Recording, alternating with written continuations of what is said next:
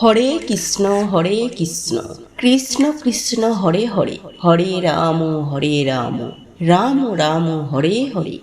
জয় শ্রীরাম। আজ 23শে চৈত্র রবিবার। আজকের দিনে সম্পূর্ণ হচ্ছে শ্রী শ্রী রাম নবমীর ব্রত। কারণ আজকের দিনেই ভগবান শ্রী বিষ্ণু সপ্তম অবতার পুরুষোত্তম শ্রীরাম জন্মগ্রহণ করেছিলেন। তাই অনেকেই হয়তো আজকের দিনে শ্রী রামনবমীর ব্রত করছে, তার উদ্দেশ্যে পূজা দিচ্ছে। বন্ধুরা, আজ যদি শ্রীরামের পুজো দেন, তার উদ্দেশ্যে রাম নবমীর ব্রত রাখেন, তাহলে অবশ্যই শ্রী রামনবমীর ব্রত কথা শ্রবণ করতে হয়। নচেত রাম নবমীর ব্রত অসম্পূর্ণ থেকে যায়।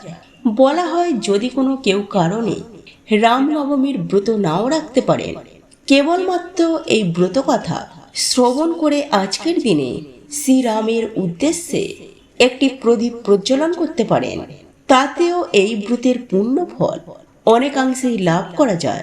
আজকের দিনে এই ব্রত কথা যতবার শ্রবণ করবেন, ততই পরম শান্তি লাভ করবেন।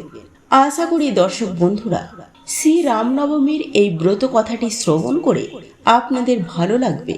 শুরু করছি পুরুষোত্তম ভগবান শ্রীরামের রাম নবমীর ব্রত কথা। ওং নমো ভগবতে বাসুদেবায়। জয় শ্রীরাম। ব্রহ্মার মানসপুত্র মহাযোগী সনক পিতৃশ্রমিতে উপস্থিত হইয়া জিজ্ঞাসা করিলেন, হে পরম পিতা, প্রসিদ্ধ আছে রাজা দশরথের ঔরসে রানী কৌশল্যার গর্ভে ত্রিলোকনাথ ভগবান শ্রীরাম রূপে জন্মগ্রহণ করিয়াছিলেন। দশরথ ও কৌশল্যা এমন কি পুণ্য করিয়াছিলেন যে দুর্বাদল শ্যাম শ্রীরাম তাহাদের গৃহে অবতীর্ণ হইলেন। ব্রহ্মা কহিলেন, বৎস, তুমি জগতের কল্যাণার্থে অতি পবিত্র প্রশ্ন করিয়াছ, ইহার উত্তর দিতেছি, শ্রবণ করো। রাজা দশরথের যৌবনকাল প্রায় শেষ হইয়া উপস্থিত, অথচ তাহার কোনো সন্তান হইল না। বংশ রক্ষা হয় না দেখিয়া রাজা দশরথ খুবই চিন্তায় দিন কাটাতে লাগিলেন। শেষে তাহার পুরো পুরোহিত বৈশিষ্ট্যদেব রাজাকে বললেন, তার স্ত্রীগণদের সহিত শিব দুর্গার মন্ত্র জপ করতে। রাজা দশরথ এবং তার মহিষে পতিপরায়ণা কৌশল্যা ধ্যান মগ্ন হইয়া শিব দুর্গার মন্ত্র জপ করিতে লাগিলেন। তাহাদের কঠোর তপস্যা শশী শেখরের হৃদয় প্রসন্ন হইল। তিনি তৎক্ষণাৎ রাজা ও রানীর পুরোভাগে আবির্ভূত হইলেন। কৈলাসপতিকে দেখিয়া রাজার আনন্দের ঊর্ধ্বে রইল না।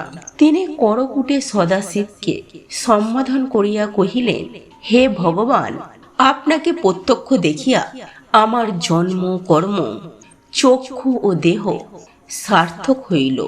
সদাশিব কহিলেন, রাজন, তোমার অভীষ্ট কি? প্রার্থনা করো, আমি তাহা পূরণ করিব।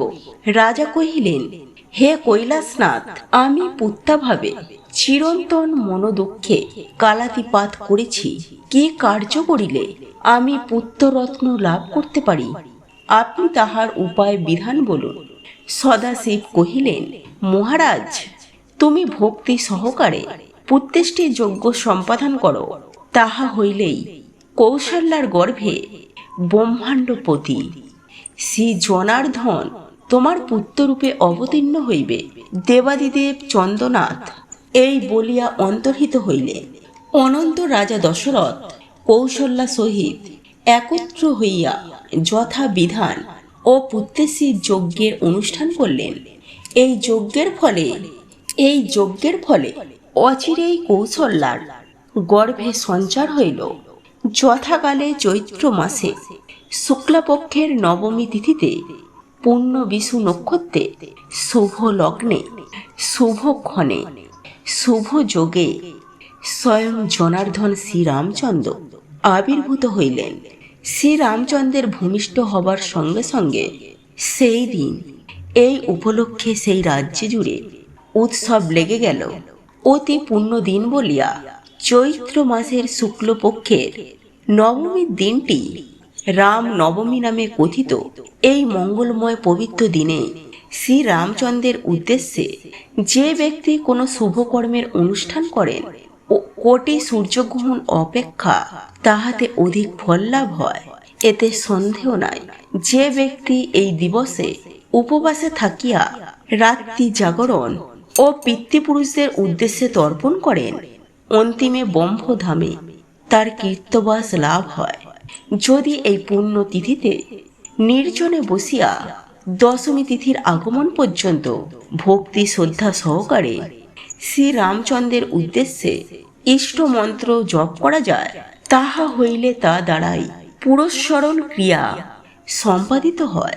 এইরূপ জপের পর দশমীতে দুস্থ মানুষ বা ব্রাহ্মণ ভোজন করাইয়া দক্ষিণা প্রদান করা কর্তব্য। এই প্রকারে রামনবমীর ব্রত সম্পাদন করিলে রঘুকুলতিলক শ্রীরামচন্দ্র প্রসন্ন হইয়া ব্রতের মনোবাঞ্ছা পূরণ করে। এই রামনবমীর ব্রত সর্বসুখের এবং সর্বপ্রকার মঙ্গলের আকুর ও পরম পবিত্র। ব্রহ্মার মুখে এই কথা শুনিয়া তাপসশিষ্ট সনক পুনরায় জিজ্ঞাসা করিলেন, হে প্রীত, এই প্রকার ব্রতের বিধান কি? ব্রহ্মা কহিলেন, ব্রতের পূর্বদিন একাহারে থাকিয়া আমিষ ভুজিদের নিরামিষ ভোজন করাই বিধি। রাত্রিকালে কুশ বা কম্বলের শয্যায় শয়ন করিবে, কিন্তু স্ত্রীর সহিত শয়ন করিবে না। প্রাতকালে স্নান ও নিত্যক্রিয়া সমাপনার্থে পবিত্র হইয়া যথাবিধি সংকল্প করিবে। তৎপরে ঘটপথে শালগ্রাম শিলায় বা প্রতিমাতে শ্রীরামচন্দ্রের পূজা করিবে। প্রথমত কৌশল্যার ও তৎপরে দশরথের অর্চনা করিতে হয়। তদন্তের পরিবারবর্গের পূজা করিয়া নবগ্রহ, দিকপাল ও অর্থসমূহ অর্চনা করিবেন। মধ্যাহ্নকালে শ্রীরামচন্দ্রের আবির্ভাব স্মরণ করিয়া পাঁচ দ্বারঘাটি দ্বারা তাহার পূজা সম্পাদক পূর্বক 3টি পুষ্পাঞ্জলি প্রদান করিবে।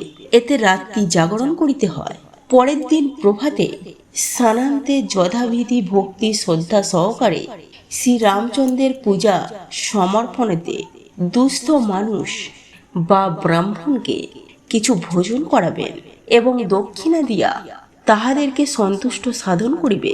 তৎপরে নিজে পালন করিবে। যে ব্যক্তি এই রাম নবমীর ব্রত কথা শ্রবণ করেন বা পাঠ করেন, সে ইহধামে পুত্রাদি সহ অতুল সুখ সমৃদ্ধ করিয়া দেহ বসানে ব্রহ্মধামে গমন করিয়া থাকে। ভক্তি সহকারে ইহা শ্রবণ করিলে রোগের দুঃখ দূর হয়, বন্ধা নারী দীর্ঘজীবী পুত্র লাভ করে এবং স্বপত্নীর দর্প চূর্ণ করিতে সক্ষম হয়। ইহার প্রসাদে নির্ধনের ধন লাভ হয় এবং ভয়ার্ত ব্যক্তি ভয় হইতে পরিমুক্ত হইবে, এতে সন্দেহ নাই। এই ব্রতের অনুষ্ঠান করিলে যেরূপ পুণ্য সঞ্চয় হইয়া থাকে, নানাবিধ যজ্ঞ, কঠোর তপস্যা ও সর্বতীর্থে ভ্রমণ দ্বারাও তা পুণ্যলাভের সম্ভাবনা নাই। হে বৎস, তোমার প্রতি স্নেহ হেতু এই গুহ্য মাহাত্ম্য কীর্তন করিলাম। সাধারণের নিকট তুমি কদাচ এই ব্রতের বিষয়ে প্রকাশ করিও না। যে ব্যক্তি প্রকৃত ভক্ত, হরিহরের ভেদজ্ঞান নাই, তার দৃশ শীর্ষের নিকটে ইহা প্রকাশ করিও। আশা করি দর্শক বন্ধুরা, ব্রত কথাটি শ্রবণ করে আপনার ভালো লেগেছে। যদি ভালো লেগে থাকে তাহলে অনুগ্রহ করে লাইক করবেন। পারলে যারা এই ব্রত পালন করছেন বা যারা শ্রীরামচন্দ্রের পূজা করছে তাদের উদ্দেশ্যে শেয়ার করবেন। সকলেই ভালো থাকুন, সুস্থ থাকুন, এই কামনা করে আজকের মতো ভিডিওটি এখানেই শেষ করলাম। নমস্কার, ধন্যবাদ। ঈশ্বর আপনার মঙ্গল করুন। জয় শ্রী রামচন্দ্রের জয়।